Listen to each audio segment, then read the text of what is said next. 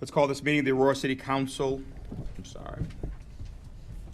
the Committee of the Whole for April 9th. What is it? April 15th, 2024 is hereby called to order. 16. They need a new script there. Thank you much. April 16th, 2024 is hereby called to order. All right, is there a motion to approve the minutes of April 2nd, 2024?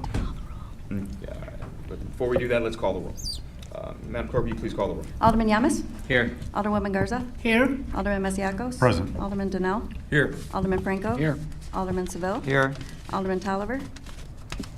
Alderwoman Smith? Here. Alderman Bug? Here. Alderwoman Babe? Here. Alderman Lash? Present. Alderman Warman? Here. And Mayor Irvin's present. All right, let's get on with it. If there is a motion to Yeah, approve the now minutes. so moved. Made by Alderman Second. Smith, seconded by Alderman Lash. All in favor? Aye. Motion Aye. carries by voice vote. Mr. Muhammad, do we have any presentations this evening? Good evening, Mayor, City Council. Tonight's presentation is brief as we call for a moment of silence for our firefighter recruit, Christian Medrano, who passed away on Friday at 27 years old. Born and raised here in Aurora, graduated from Wabanzi Valley High School, Aurora University.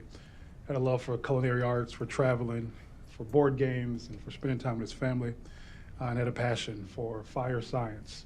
Pursuing his dream of being a Aurora firefighter, he became a firefighter just last month, March 2024, and passed away last Friday. His funeral is tonight.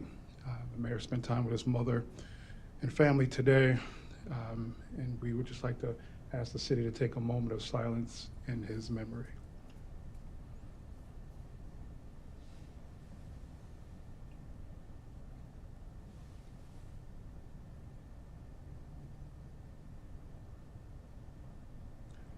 Thank you.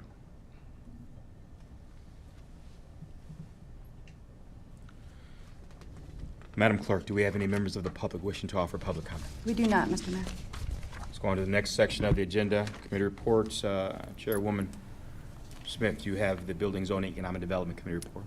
Thank you, Mr. Mayor. The Building, Zoning, and Economic Development Committee met on April 10th, 2024, and reviewed the following items. 24-0217, an ordinance approving an amendment to the plan description for Partial 4 and Partial 5 of the Lincoln Prairie Planned Development District on the property located at Del Webb Boulevard, east of Viola Road and Route 30 and north of 111th Street. Consent?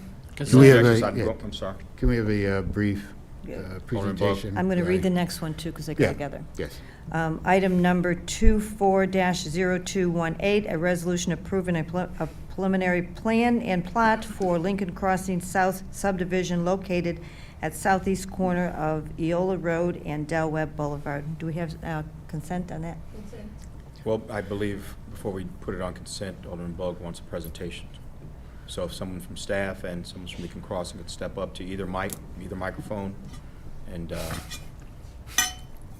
us know what's going on. Mr. Mayor, City Council, Ed Stevens, Zoning and Planning Director. We have Matt Rowley with Pulte and Eric Prechtel, their attorney, and we have a brief presentation if they'd like to just take a couple minutes. Please.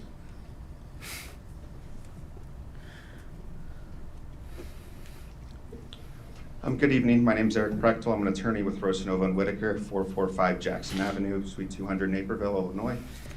Here with me tonight, as Ed mentioned, is Matt Brawley. He's the Division Director of Entitlements at Pulte, as is Joe Ivanelli, our civil engineer with Manhart Consulting. We're here this evening requesting approval of an amendment to the plan description for parcels 4 and 5 in the Lincoln Prairie subdivision, and then as well as approval of the preliminary plan and preliminary plat for the Lincoln Crossing South subdivision. The next one, please. So just by way of background on Pulte Homes, they're the third largest builder in the U.S. and the Chicago area. They've been building in Chicagoland since the 70s. They've sold over 700 homes in the area last year. They've had the top selling community in Chicagoland every year since 2017. They're currently active in 16 different communities in the area.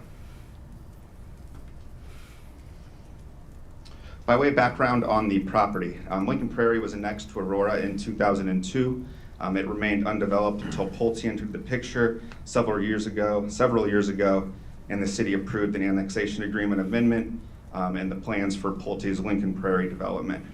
The total subdivision encompasses over 500 acres and was divided into 6 separate parcels as set forth in the plan description that we are requesting an amendment to this evening. Parcel 1, which is commonly known as Lincoln Crossing, consists of the traditional single-family style homes. Parcel 2, which is the largest component of the subdivision, consists of Pulte's Del Webb age-restricted community. Parcels 3 at the northwest and southwest corners of the subdivision are slated for future commercial development. And then finally, parcels 4 and 5 are slated as flex parcels for future residential development. I'll give you a little more information on what a flex parcel is here in just a second. The Del Webb and the Lincoln Crossing communities have been met with resounding success the past couple of years. The Del Webb community, which consists of 545 single-family, age-restricted homes, had its grand opening in 2023. To date, 109 of those homes have already closed, or lots have closed. The Lincoln Crossing subdivision, or a portion of the property subdivision, has also been accepted or has met had resounding success. There are 162 single-family homes, and that had its grand opening in 2022 and has already closed on 89 lots to date. So it's as a result of this success that Pulte has now submitted plans to the city for Lincoln Crossing South, which consists of 34 acres in parcel 4 of Lincoln Prairie. As I mentioned, per the plan description, parcel 4 and parcel 5 are designated as flex parcels, meaning they can be developed in conformance with either parcel 1, which is the traditional single-family homes, or with the bulk restrictions set forth for parcel 2, which is the Del Webb age-restricted community. The intent of the flex parcel was to promote developmental consistency throughout the subdivision while also taking into account the current market so that they could elect to either develop that age-restricted community or the traditional single-family style homes. We did note when we were looking through the plan description that there was a little bit of a discrepancy or inconsistency in how the density for the 2 parcels was calculated. Put simply, all of the stormwater detention for the development was allocated to parcel 1 and to parcel 2, when in reality that same stormwater detention serves parcel 4 and parcel 5. So as a result of that open space or stormwater detention being allocated to parcel 1 and 2, those densities appear to be smaller, even though the homes being developed in parcel 4 and parcel 5 are the exact same lot size, exact same homes being offered. So that's why we're here tonight requesting that that amendment to the plan description, increasing the minimum densities for parcel 4 and 5 to compensate for that stormwater allocation. So with that, I'll turn it over to you guys for any questions you may have. Questions? Alderman Buck? And maybe this little bit more for staff, in conjunction with the whole project. Do you have a time frame on when we're going to open up the additional streets? So we have a street coming out in 1, maybe between 1 and 5 or whatever, all the way down to 111th Street. So, of course, and I commend our engineering, we've already had some upgrades on 111th Street with IDOT before we're getting into this work, which is excellent. But do we have any time frames on when those streets are going to open up, which is going to change traffic pattern for the whole area? Yes, Alderman. So a couple of things. In the annexation agreement that the city approved, we have, and included in our phase 2, was direct access to US Route 30, right? That's that second access point there. That was approved with our second round of engineering. We're currently permitting through IDOT. As you guys probably have heard from every other development that works with IDOT, it takes a long time for them. But we're nearing the end of their dedication process, so that would be put in this year. The access down to 111th would be in our 5th phase if it's constructed by us. If it doesn't work with the land plan, we may never make that connection. The annexation agreement kind of gives a little flexibility there. But if we do make that connection, we'll have to make the associated improvements on 111th. But that would be, the soonest I would see that happening would be 4 years down the road. Okay. Okay. Any other questions or Thank you. comments? There being none, both items on consent with no objection. Thank you very much, Thank gentlemen. you all, appreciate it.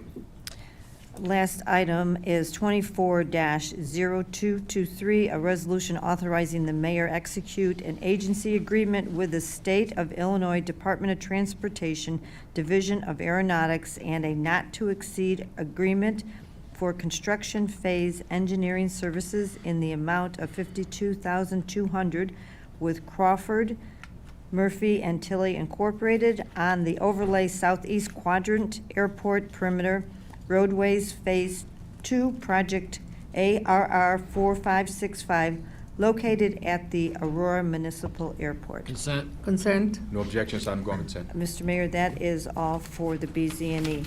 Thank you very much. Chairman Franco, can you give the Finance Committee report, please? Yes, thank you, Mr. Mayor. The Finance Committee met on April 11, 2024, and reviewed the following items. 24-0231, a resolution to award a contract to Geneva Construction Company in an amount of $5,606,891.50, and to appropriate $3.5 million of MFT funds for the 2024 citywide street resurfacing East project. Consent. Geneva Consent. Construction was the lowest bidder, and the amount was 9.4% lower than the cost estimate. Also, this year, the city has divided the bidding into two contracts in order to encourage more bidders and give smaller entities an opportunity for some of the work. Alderman Lesh? Thank you, Mr. Mayor. It's a new guy sort of question, but we have two Geneva construction resurfacing projects. Is this going through finance versus I&T simply because of the MFT funds? Correct. Yes. Thank you. You bet. Any other questions? Comments? No objections, item go on consent. Next one is 24-0233, a resolution authorizing the city to accept a grant award of $250,000 from the Illinois Department of Commerce and Economic Opportunity. Consent. This is to be Consent. used to reimburse the cost of FUSIS and reimburse some personnel payroll costs for 2024. No objections, item go on consent. Next item is 24-0234, a resolution establishing 2024 golf rates at the Phillips Park Golf Course. Consent. Consent. No objections, item go on consent.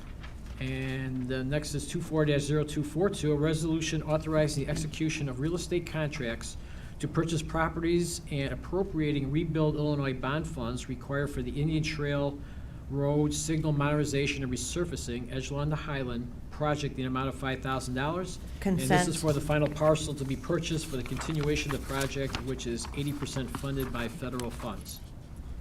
No objections, item go on consent. And the Finance Committee also walked on and discussed item number 24-0216, listed under new business of this agenda, which we'll be looking at shortly. Thank you much. And that concludes the Finance Committee report. Thank you, sir. Chairman Seville, can you give the Public Health, Safety, and Transportation Committee report, please? Yes, Mayor, thank you. The PHS&T Committee met on April 9th, 2024. The first item on the agenda before us this evening is 24-0150. And this is a resolution establishing the maximum number of Class B on-site consumption liquor licenses unofficially related to the application from BAU of Illinois, Inc., DBA Blueberry Hill Pancake House at 405 North Eola Road, Aurora, Illinois, 60502. Consent. Ward 10. Consent. With no This is objection. actually their first license.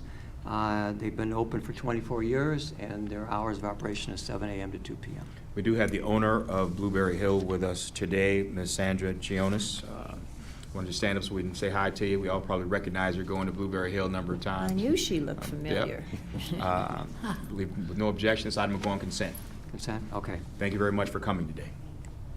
And the next item, Mayor, is 24-0245, a resolution ratifying payments for the current invoice, or Bonsi invoice, for $78,105.26, and approving the following amount of $81,897.74, an estimate of what will be used for the remaining year, be paid to the Wabansie Community College. This is for paramedic training in 2024, and this is, of course, Consent. obviously for paramedic school. No objection, this item will go on consent. Consent, okay. And then lastly, 24-0247, a resolution authorizing the Director of Purchasing to enter into a 36-month renewal of a subscription to Clear ProFlex Law Enforcement Database Service provided Thompson Reuters West Publishing Corporation of Eagan, Minnesota, for an amount not to exceed $78,013.08. This is a Consent. 36-month renewal. Consent. For software, we have been using it in the past and utilize it for searching public information during investigations to locate people. No objections, item going consent. And that's the report from PHS&T, Mayor. Thank you, kind sir. Chairwoman Garza, can you give the Infrastructure and Technology Committee report, please? Yes, Mayor. We met on April 8th. The first item is 240230, a resolution to award a contract to Geneva Construction Company for the amount of $3,315,113 for the 2024 citywide street resurfacing west-north project. Consent. No objections, item going consent. 24-0237, a resolution authorizing the Director of Purchasing to enter an agreement with M.M. Peters Construction, Inc. to the amount of $884,445.76 to infill road located under the sidewalk along Broadway from Benton Street to New York Street. Consent. No objections, item going consent. 24-0238, a resolution to award the Halls Avenue and Jackson Street sewer separation and water main replacement project located in Ward 3 for the Fox Excavating Inc. of Batavia, Illinois, and the bid amount of $939,285. Consent. No objections, item going consent. 24-0249, a resolution authorizing the Director of Purchasing to execute change order number 1 to the contract with the National Technology NTI in the amount of $122,000 for the relocation and existing fiber along Indian Trail Road in Ward 1. Consent. No objections, item going consent. And they conclude the meeting, Mayor. Thank you very much. Chairman Warman, will you give the Rules Administration Procedure Committee report, please? Yes, thank you, Mr. Mayor. Rules Administration and Procedures Committee met on April 2nd, 2024, and reviewed the following items. 24-0053, an ordinance amending Chapter 29, Article 2, creating Section 32, fleeing and eluding. Consent. Alderman Lesh. Thank you, Mr. Mayor. I just wanted to better understand the rationale for this. It looks like cleanup language. Was there a change to state law, or is this a problem that we've been having? We have Bose Corporation Counsel and Officer approaching. Good evening, Nydia Molina, Assistant Corporation Counsel, and Officer Brett from the Aurora Police Department. He can provide a short presentation to describe some of the issues that we've been seeing. It is an addition to our Code of Ordinance. There is no change in state law. Thank you. So to answer your question, Alderman, there are some issues that the Aurora Police Department has identified, and we have heard from community members with respect to some of the issues with fleeing and eluding. There have been dangerous situations for our officers to pursue drivers who are fleeing and eluding, which also in turn creates dangerous situations for our public. The number of incidents have also increased, and the amount of police time and resources with no arrest or accountability for those incidents have also risen. I'm Officer Chris Arbett. I work the west side for COP's Community Policing Unit. I'm talking away from the mic again already, and you warned me not to. What we have seen. You can lift it up closer to you if you want to. There you go. Perfect. Excellent. What we've seen lately is a gathering of a lot of drag racers on the Sequoia area, especially on the west side, but also out on the far east side and in the industrial areas of like the near east side. These drag racers, they gather. When the police show up, we try to stop them. Many of them flee. There's nothing we can do about it without initiating a pursuit. We'll talk later about how dangerous the pursuits become, but especially with the advent of the Safety Act, we know as officers that they're going to leave jail right away anyway, so the risk reward isn't there for us to pursue these vehicles and risk the public safety. Instead, we had this option, which we're hoping will reduce the number of incidents where people are going to flee from us. And we'll talk about the dangers as we go, but the drag racers are also other people that flee from us because they know that we don't chase for minor offenses. I think it's a good approach to crack down on the drag racing. I know it's a problem. I'm just curious, how do we then coordinate with other municipalities, track these people down afterwards? I'll tell you what, why don't you go through the presentation and we'll take those questions at the end. Yes, sir. So this chart here kind of shows the occurrences rising over time, especially with how they've seen us reduce our pursuits. And you can see the orange line is the percentage of arrests have gone down because when investigating this, we have to prove who was driving the car at the time, even if we locate the car, which is rare because a lot of, especially with the drag racers and some other out-of-town issues like from Chicago, they come in, they cause problems in our town, they leave. We don't have the resources to track them down outside of our town. And even if we do find the car in our town, we have to prove who was driving. And if we can't do that, which most often we can't unless we happen to find them sitting in the driver's seat, and even then, were they driving at the time of the offense? So often these crimes go completely unpunished, and that's why they're emboldened to go keep doing this and fleeing from us more and more. These are a little easier to view for the breakdown of the incidents. You can see it's almost doubled in the last 6 years. So it is an increased problem we're seeing in the city, especially with after the Safety Act, the arrests. They're not staying in jail, they're mostly being cited and released. More percentages here, you can see our arrests have gone down to 45% when we used to have 74% arrests in these kind of offenses in 2010. I'm gonna play a video next. It's because of our body cam and an Axon system, there is silence to begin with until the officer activates his overhead lights. Then the audio will kick on. I'm gonna narrate through it, especially during the silent part, so you can kind of see what's going on here. Hopefully this plays for me here.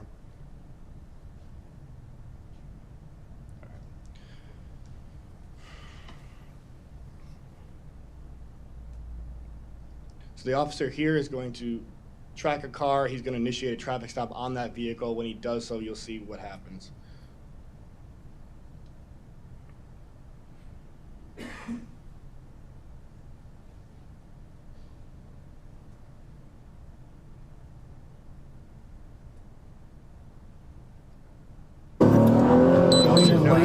David X-ray 23381. This car's going to pull over for Silver him here. Escape. He's going to get out in the standard driver's side approach and walk up to the vehicle.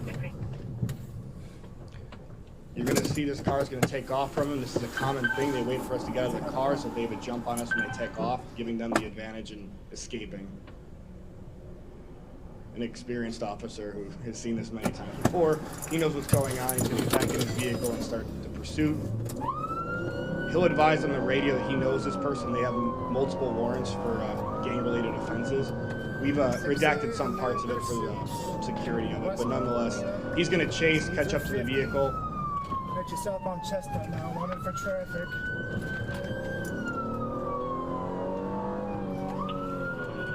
So he says it's wanted for traffic, but he also knows there's a criminal offense in the vehicle, which he's gonna ask a fellow officer to confirm who he thinks it is. Eastbound on downward from Locust. You can see the high speed at which this car is taking off from him. Very dangerous to the public, especially in that high density area there. There's many people often walking across there. The officer is slowing down at stop signs and red lights as he's supposed to. However, obviously this car doesn't have to do that. 10-4. Okay. I'm terminated pursuit. He's now terminated for the safety of the public, which is something we often do when the chase becomes clear that he's not going to stop for us. We often will pursue a few blocks. But this is one of the examples of even if the officer, he was walking slowly back to his car, the car still takes off at a high rate of speed. So even if he didn't pursue it at all, it still could have been a danger to the public and the pedestrians walking that area.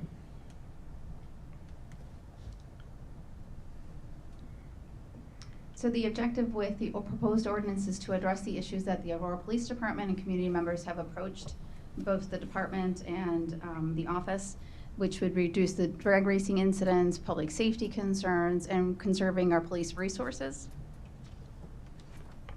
The proposed amendments have been included in your packets. Well, things we wanted to highlight were that officers still have to prove by probable cause that a motor vehicle was driven and operated within the jurisdiction of the city committing the criminal offense of fleeing and eluding.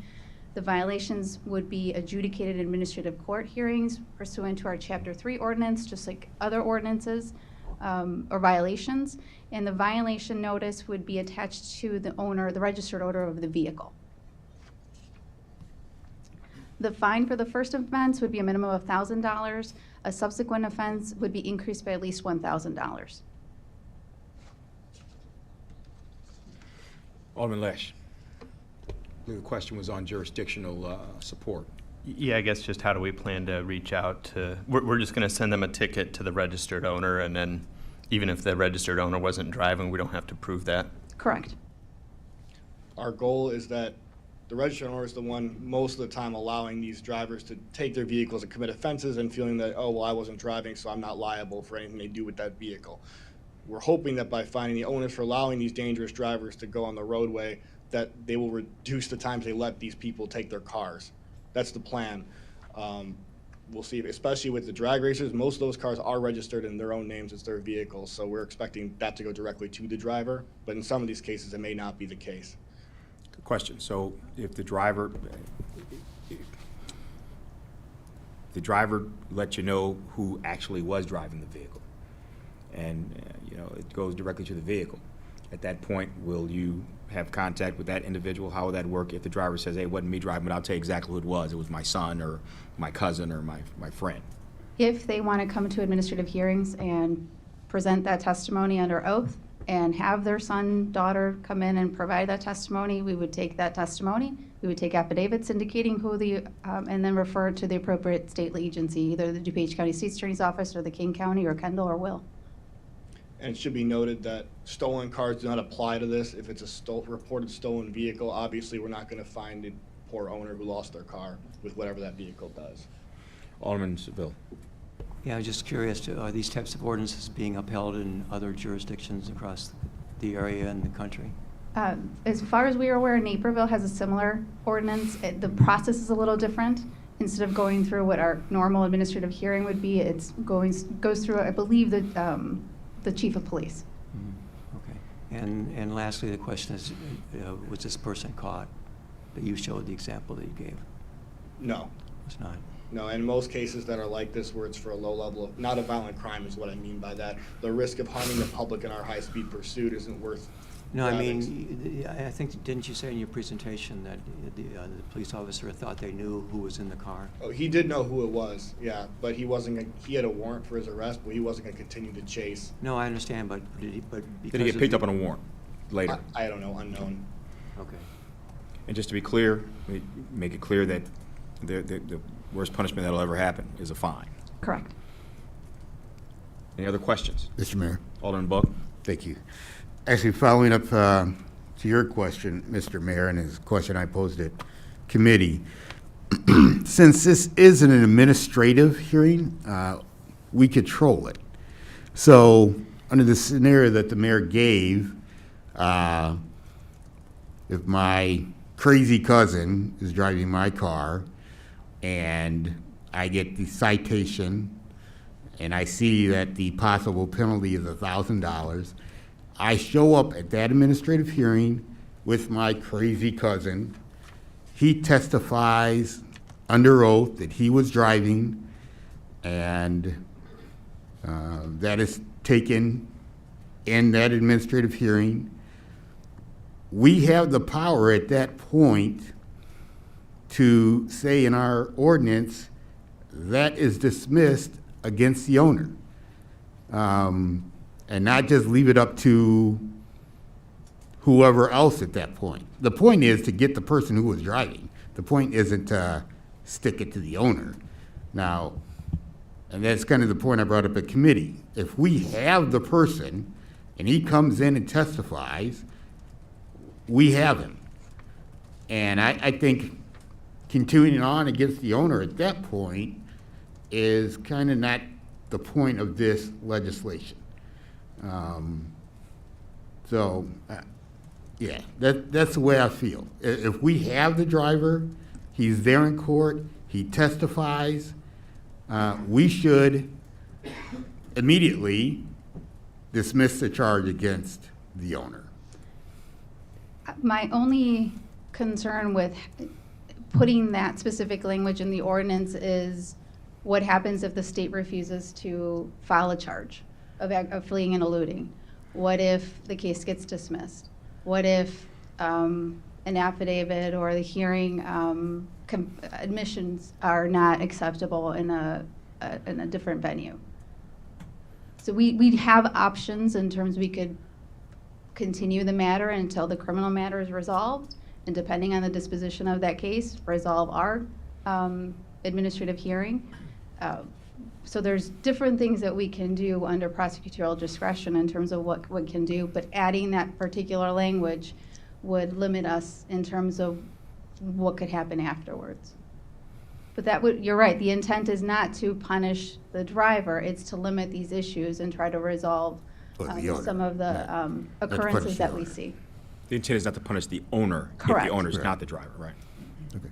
Well, I think in any case, you know, the further jurisdiction, the further court, yeah, they always have discretion. I mean, we don't control what they do. We can only control what we do. I think to leave that over the head of the owner, and he's done everything he could. He brought in the crazy cousin, they testified under oath. I mean, he's laid it out for you. What else could that owner do?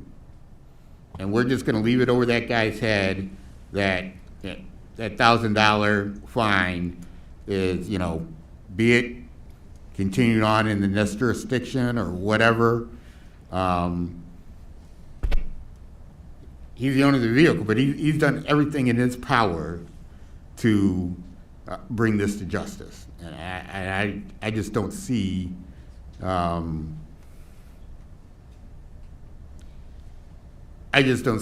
holding that over that person's head at that point. Mr. Mayor, Alderman Smith and Alderman Seville. wouldn't that particular situation be at the discretion of the court? It would be at the discretion of the prosecutor. Yes. Okay. Yes, to Yes. dismiss a charge or not. All right, and then my other part of that is, we don't know what the owner's part in that could be. One thing is you, owner of a vehicle, needs to know where the vehicle is. That's part of the process of having a vehicle. So if they've allowed someone to use their vehicle, regardless of what they bring to court, they got to be responsible for what's happening. And it's the bottom line is to try to get them to be responsible for what's going on in their vehicle. So I think what we've got is hopefully a step in the right direction, and we need to leave some of the discretion into the prosecutor's hands. Alderman Seville. Yes, with the technology that we have currently in our squad cars, are they equipped with license plate readers for instances and examples like this? Every one of them? They are, sir. Okay. But this squad car wasn't able to read that license plate? Well, it was, but the issue we're running into is, as it stands currently, if I pull over a car and the car takes off from me, even whether I have the license plate, let's say I track down that car later on, and even if I track down the car and someone gets out of the vehicle, I don't have probable cause to arrest that person because I can't prove, unless they just blurt out that they're the one that drove, or I saw, let's say maybe I walked up to the car and I saw the guy, then yes, I would. But more times than not, we're finding unoccupied vehicles that fled from us, and either we can try to find the person there, but often we just don't have the resources to do that. Or the person knows they just fled from the police. They're not going to go near that car for an extended period of time because they know if they return, there's a chance we could pick them up. Right, thank you. Alderman Lesh. Given a hypothetical that Alderman Bugg brought up, or a number of other situations, the administrative hearing officer goes ahead and finds the person guilty, the owner. Not guilty, liable. Yes. What is the appeals process for that person? It would be the same as it would be for any ordinance. They can appeal once it's a final order, they can appeal it to the circuit court. Thank you. Any other questions? Alderman Just a Frankel. comment, and I agree with a lot of things that have been said here. I do believe, though, there has to be some culpability on the owner. Now, I don't want to use Alderman Bugg's words, but if you have a crazy cousin or an uncle or an aunt that you know shouldn't be doing things because they're crazy, or maybe your discretion on letting them use the vehicle should be questioned too. So I think there's got to be a little culpability. If you know that who's ever using your vehicle might not be where they should be for whatever reason, then that has to fall on you a little bit, because you're making a decision to give somebody who you don't think is quite right for whatever reason the chance to use the vehicle. So I think there has to be factored in too. So I agree with some of that, and I don't know if we use the word crazy is appropriate, but the fact that you gave your vehicle to somebody that's questionable, that has to be a little bit on you. So I would kind of want to continue along those lines, I would think. Consent. Unfinished. Thank you. Thank you. Excuse me. Next item on the agenda, 24-0193, a resolution approving the reappointment of John Dugan to the Aurora Police Pension Board. Consent. No objections, I'm going to consent. Next item, 24-0225, an ordinance amending Chapter 2, Article 2-4 of the Code of Ordinances pertaining to the organization of the city departments. Consent. No objection, this item going on consent. Next item on the agenda, 24-0235, a resolution approving the appointment of Julian Mendoza to the Aurora Youth Council. Consent. No objection, this item going on consent. Next item on the agenda, 24-0240, a resolution approving the appointment of Viral Shah to the Fire Code Board of Appeals and the Permanent Building and Fire Code Consent. No objection, this item going on consent. Next item is just information only, 24-0239, an update on the process for plan changes to Article 25-7, General Business Registration of the Code of Ordinances. No action needed. And that concludes Rules, Administration, and Procedures. Thank you very much. That concludes committee reports. Let's go on to new business. Madam Clerk, will you read the first item under new business? 24-0216, a resolution to purchase a 3-year contract to Insight Public Sector, Chandler, Arizona, for hyperconverged infrastructure managed service of citywide server infrastructure for a total amount not to exceed $1,217,185.92. Consent. I believe Mr. Anderson from IT has a short presentation.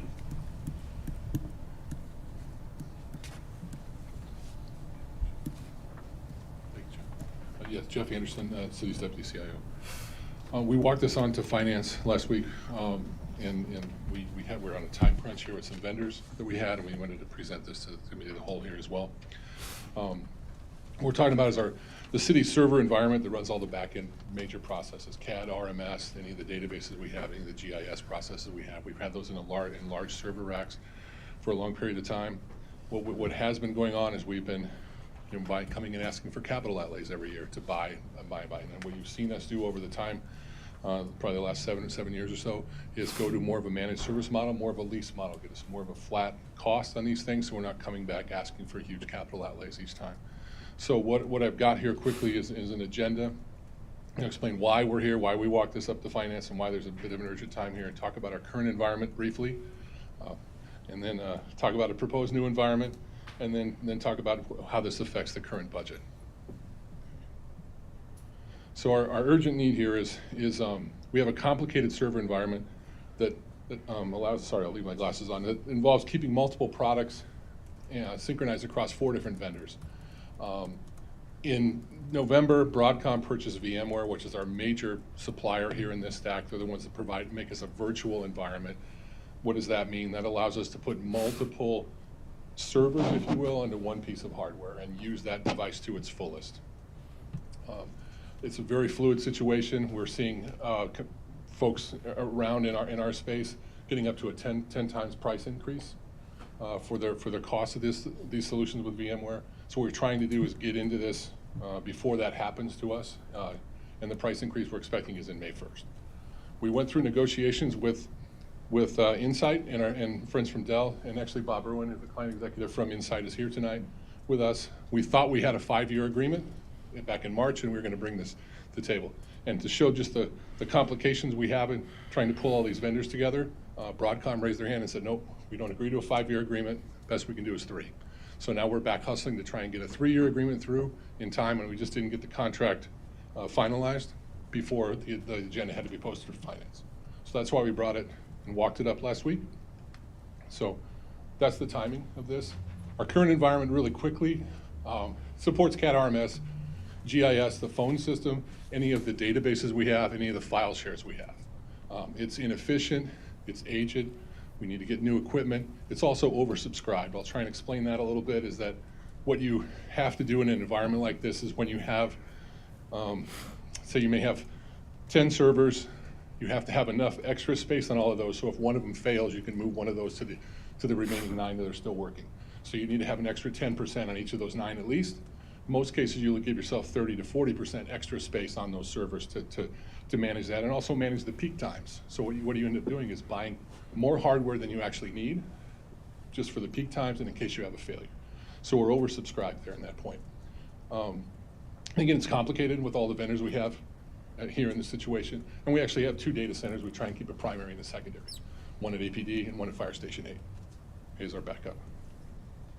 So the proposed hyper-converged environment. That's a nice new IT buzzword. That just means it's all in one stack there on the right-hand side. We'll have one vendor inside in this case to manage this whole space for us, keep all of the software current, keep them all working together, keep all the contracts in line. We then shift to managing just the applications that are on there. And then the advantage you've seen, hopefully, in our environment when we went to Office 365 is that you'll see less spam, less phishing attempts. We've been able to focus our needs on the business sides of email, if you can put it that way, as opposed to the mechanics of backing up an email server, keeping an email server up and running, all of those things that you have to do. We don't have to worry about that now. We're worried about the business side of it. That's what we're looking to focus on here. And then again, have one partner to help us through that. What it ends up being then is I like to say it's a private cloud, if you will. These hardware will still be on-prem at the police department and Fire Station 8, but it'll be managed by a partner. Excuse me. So the costs here, to show this out here, we have 2 costs per data center. The clusters are just how we break it up. So that's, you see CAD and CGIS requirements, phone and SQL, and just the general space that we have. It ends up costing $405,000 for both data centers. And so the cost over the 36 months is $1.217 million. That's what we're proposing for this one. That sounds like a lot of money, and it is. But when I look at, when we show the next slide, I apologize for the eye chart here, but when we show the next slide, we can offset that by all these costs in green that we will not spend with separate vendors. Okay. And so what if we compared this, and we just went ahead and did what we had today and bought the same types of servers we have today and marched through that for the next 3 years? Our estimates here based on costs, that'll be, and this is again without knowing exactly what Broadcom's going to charge us on May 1st for VMware. It comes out to be $1.405 million there in the lower right-hand corner. And you compare that to what Insight has here for us is 1.2. So that's a 13% savings right off the bat if we just did like for like. What we're actually getting in this solution, or I'm sorry, if we did business as usual. What we're actually getting is better hardware in this solution. If we went out and bought the same hardware that Insight is providing to us, that would end up costing us $1.6 million over the course of the 3 years. So that savings ends up being $406,000. It's about 25% over the course of the 3 years. So the summary here is that the Apex solution provided by Insight and Dell reduces cost and inefficiency of the server environment, eliminates capital costs. We don't overbuy. We pay strictly on what we consume, what we utilize. Okay. I'm not keeping a seat open at a restaurant all the time just because I might want it. I pay for what I eat when I get there. Okay. It provides a fully redundant environments between APD and Fire Station 8. We have tried over the years to keep them as close as equal as we can, but that's harder when it's us doing it, right? These will be exactly the same. And like I said, fees are based on consumption. And then our caveats here is the Broadcom VMware model expires on 4/30. And like I said earlier, customers are seeing a 10% or 10-time increase in VMware fees. So that's my short presentation, Mr. Mayor and Council. Questions? Any questions? Alderman Lesh? Thank you, Mr. Mayor. Under this agreement, we no longer own the hardware. What about the data itself? The data will always be ours, correct. Okay. Right. And then I didn't see any competitive bids. You said we don't know what Broadcom is going to charge us. Did we seek any other input other than Insight? So what we did in this case is we purchased this off the Omnia contract, which is a competitively bid contract. Omnia Partners is a cooperative, so we're allowed to use that as a competitively bid. Is there anybody else that's using? In the area? Or yeah, right, because typically the Omnia is negotiated through other local entities, is that correct? Yeah, I believe the one we purchased off is out of Cobb County, I believe. And it's actually it should be in the attachments there. Yeah, Lake County uses this, I'll be correct, Bob, and the state of Iowa uses this statewide for their solution. In addition, there are many others who do this similarly, but they still buy the hardware, right? And so we wanted to get into a lease model and have it be flat and be out of it. So there are others who do this whole pod concept or this whole stack concept like I talked about, but they'll buy the hardware and then they have to maintain it still. We wanted to get away from maintaining that. So if we have issues with the server, issues with a hard drive, those kinds of things, we have a partner who will come take care of those. And again, we're focused on the business side. And I think they're in Georgia. What happens locally if, do they have, I would assume they have some local people here. Should there be? That's just the purchasing vehicle. The contract was that we can piggyback off of was based out of Georgia. So Insight actually has a facility. Bob, where's your facility again? Hanover Park. So they're close. We actually use them. We used Insight as a partner to image all of the machines we just rolled out for the new 911 center. And then we found them to be very, very responsive and very helpful. Okay, and then one final question. I see all the hardware savings. Because we're not managing it, are there going to be any human capital savings? So what we'll do is be able to turn there and have their focus go towards more business things that are being missed now, right? Because we're trying to split time between having to back up these servers and having to keep all of the software, up to date on all these things, those kinds of things, right? And they won't be doing that anymore. Just like we aren't doing that more on the email side of things either. And hopefully you're seeing a better outcome there for those of you who are getting email in that scenario. Alderman Smith? Yeah, thank you for the presentation. With the exception of the 4:30 deadline, why now? Why are we choosing to go to leasing now? Why isn't it something we looked at before? Was it a bad idea before and a good idea now? What makes this timing the time to go to leasing versus doing it in the past? Great question. So we actually, it's a similar evolution to when we went through with the radios here just recently, is we've been working with Insight and Dell for a much longer time. I would say Dell, we've probably talked to them off and on for 2.5 to 3 years. They just didn't quite have all the vendors pulled in play. And so, we were still having to have a pretty significant capital outlay to get into this scenario. And that's not what we wanted to do. We didn't want to be 60% in, and we still own 40% of the hardware. And it was last fall when they came to us and said, okay, we've got a solution now that is fully leased, right? And it really started to make sense to us. It's because they just got to put together now. Correct. Yeah, That's all correct. right, thank you. Mr. Mayor, Alderman Lesh?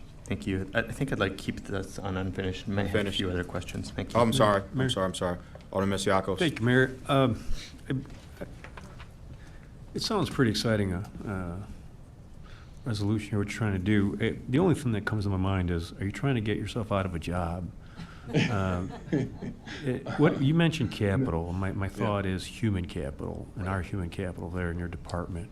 How does that affect them and their time, So, if any?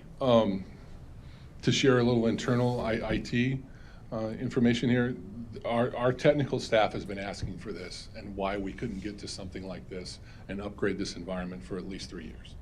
And it's been, they've been really raising the red flag over the last 1.5 years about this. So, they know that they want to be focused on other components. How are our SQL databases working? How is our GIS application as we go more and more open data online, those kinds of things? How is that performing, right? And instead of having to worry about, well, geez, I've got this hardware error over here and I've got this other switch that's not working and these other things like that really don't affect a resident or any citizen's access to our services, we can now focus on those things. Does that make sense? Absolutely. It sounds like you're going to save some time and energy. Absolutely, and be much more efficient on the things that, in my mind, really matter. Okay. All right. Thank you so much, Mr. Mayor. We're still trying. I'll just try and put out there my analogies. We're still trying to be more like the water faucet, right? You turn the water faucet on and water comes out, right? And there's not issues around that we're maintaining. Unfinished. Thank you. Thank you. Next item. 24-0252, a resolution approving the appointment of Keith Wilk as Director of IT Operations. Consent. Consent. No objections, item go on consent. Next item. 24-0275, a resolution approving the appointment of Kathleen Watson as Assistant Corporation Counsel 2. Consent. Consent. Unfinished. That concludes new business. Let's go on to Alderman's Corner. Alderman Donnell. Thank you, Mayor. I Before we appreciate the present. opportunity to give some highlights and some perspective on the 4th Ward. I am going to go kind of old school here. I know we have beautiful technology, but we're just going to go old school tonight and read this off to you. So location and landmark properties for the Fourth Ward. I know all of us up here know where it is, but for those out in the audience, West High School to the north, Aurora University to the southwest, and Bloomhaven, the old Copley Hospital over on the east side. So the Fourth Ward does cover both east and west. In fact, 3 out of the 10 precincts are on the east side, so big presence over there. Fourth Ward had 6 different neighborhood groups, which gives complete coverage over the ward, so everybody has an opportunity to go to a ward meeting. Most of those groups have come back together pretty strong, and some are still, struggling to get the numbers back up. But last Thursday night, we had 40 people attend the Boulevard meeting over at New England Congregational Church, so we had a great turnout. Always appreciate our men in blue, our officers coming. That's always the highlight of any ward meeting, is to hear what the police have to say. So thank you for that. And by the way, I used the police portal today for the first time, and congratulations on that as well. Major projects for the Fourth Ward. The other day we cut the ribbon on the Todd School, but we have the historic Lincoln School on Lake Street, which sat vacant for 15 years. It's been redeveloped into 36 workforce housing apartments. 14 apartments have been created in the old historic building, and an additional 22 to the right behind. All of them will have access to the site laundry, computer labs, and I know that there's been a big push on it. I think the applications are in for both this and the Todd facility. Bloomhaven, the old Copley development, is doing very well. We have both the Bardwell Senior Residence is doing pretty well, but what I understand, Weston Bridges expects to be completely full by this fall, so that's great news. Hopefully get this right. Bakery Artrivet Deli is now pulling permits to go in the old 1888 building, so we'll have a coffee shop and a deli and a great bakery right there in that neighborhood. And probably even more important, VNA this fall will establish a walk-in health center and health for this neighborhood back again, after 25 years of vacancy with the old Copley Hospital. So very excited about that. Work continues on the water service line, lead service line replacement. It's a frequent question that I get, so work continues on that. I know we got a $4 million grant to help us with that, and I know we're seeking additional grant funds to keep that program going, so I think the guys are doing really good on that. Economic development, Jake's Machine Shop is located over there on Route 25 and 2nd Avenue. They're doing really great over there, and in fact have built an addition to their factory there, big building right there on 2nd, so congratulations to them. ATMI has demoed the former Luigi's. Now, we all miss Luigi's, but that property was zoned M2, so there was no zoning needed for them to create the yard to store their product. ATMI has been a great company, a strong company in the Fourth Ward for a number of years, so we're happy to see them be successful. And I will tell you, Ed Stephen left, but they were very cooperative in providing the buffer, similar buffer on the south side that we have on the north side, with a 6-foot fence, and trees will be going in, landscaping, so it should look pretty attractive, even though it is more of an industrial type of use, but we're no stranger to that in the Fourth Ward. So at the new Foreign Exchange Brewery is over on Cross and South River Street.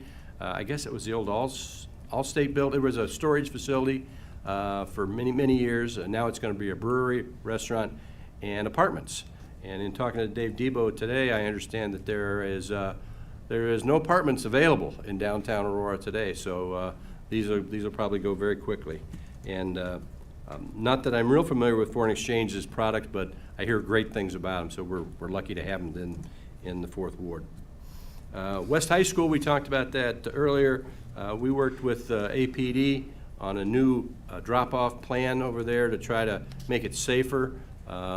Kind of separate the buses from where the parents drop the kids off, and what I understand is it's really working well. So we spent a little bit of ward money over there redoing some sidewalks, and the project has really made it safer for them over there.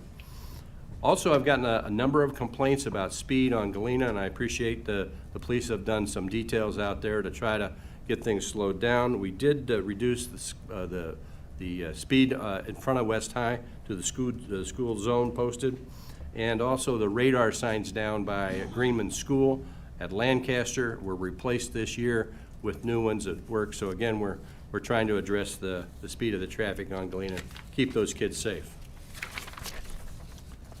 Aurora University, again on the far southwest side of the ward, is doing very well, beautiful campus.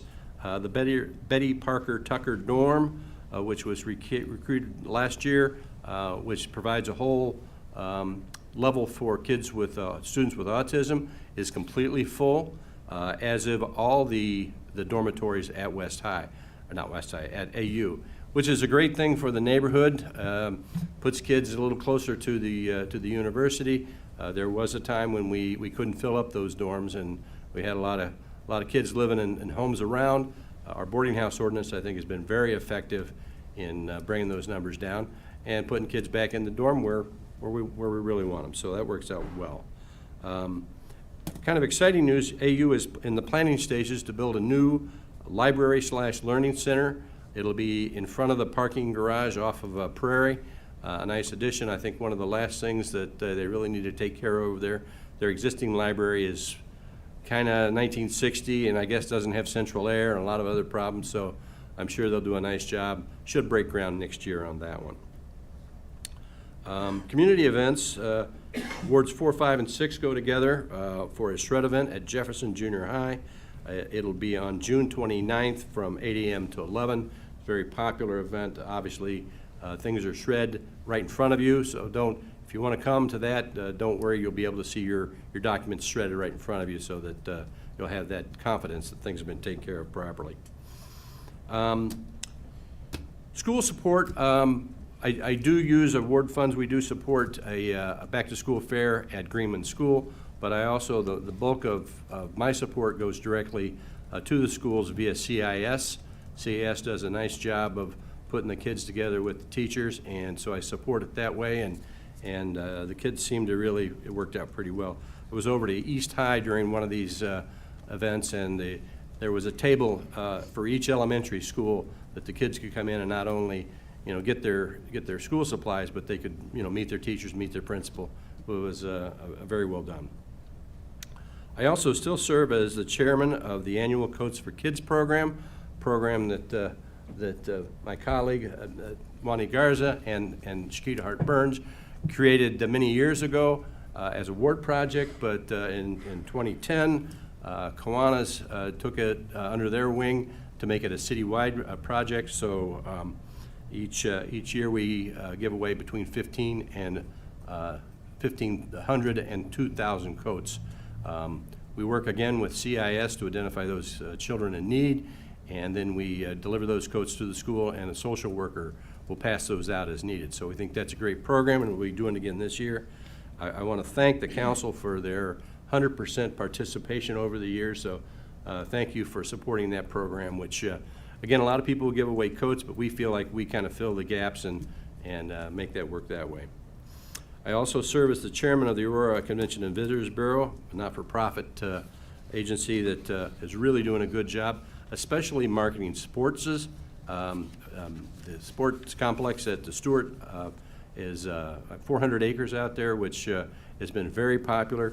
And we're very excited to see a new hotel come to the casino because we'd like to find people to put in that hotel. We don't like to send people to other communities for the events that we're promoting. And finally, each year Kiwanis, as many of you know, I'm a member of Kiwanis, does a service day, Kiwanis cleanup, and it just so happens that our next one is this Saturday, the 20th. We're going to be doing the cleanup along the river. At Veterans Island will be one station if you would like to go there, or down at the Montgomery Dam. You can find that off of Route 25. Please come out, whether rain or shine. We appreciate all the help that we can get. And I also want to recognize Alderman Seville and Alderman Yamas. Alderman Yamas, their wards touch these areas along the river, so they're going to help us out with a little so that we can get them refreshments for our volunteers. So if you're available, Saturday, 8 o'clock to 11 a.m., come out and help us, kind of a early Earth Day event, and help us clean up our Fox River. That's my report, Mayor. All right, well, thank you very much. Give Alderman Donnell, Ward 4, a round of applause. clearly got a whole lot going on in Ward 4, and you are doing a great job making sure things move forward and making the city proud. Thank you, Mayor. All right, so our next Alderman's Corner will be Ward 3. I know you guys swapped a little bit, and that's all right. We'll get back on track next time we do Alderman's Corner for Ward 3. But thank you very much, sir, for stepping up and showing us what's going on in Ward 4. All right, we are in need of a closed session under Section 2C1 of the Open Meetings Act to discuss the appointments, employment, compensation, discipline, performance, or dismissal of specific employees, independent contractors, volunteers, or legal counsel for the public body. Do I have a motion to enter the closed session? Second. And thereafter adjourn the council meeting with no further final action or public business to take place? Motion made by Alderman Smith, second by Alderman Lesh. Madam Clerk, call the roll. Alderman Yamas, Alderwoman Garza, Yes. Alderman Masiacos. Yes. Alderman Denell, Yes. Alderman Franco. Yes. Alderman Seville. Yes. Alderman Tolliver, Yes. Alderwoman Smith, Yes. Alderman Bug, Yes. Alderwoman Bade, Yes. Alderman Lash, Yes. Alderman Warman, Yes. 11 yes, 0 no. Motion carries. This meeting is adjourned after we're done with our closed session. All right, thank you very much, one and all. We'll see you next week for City Council.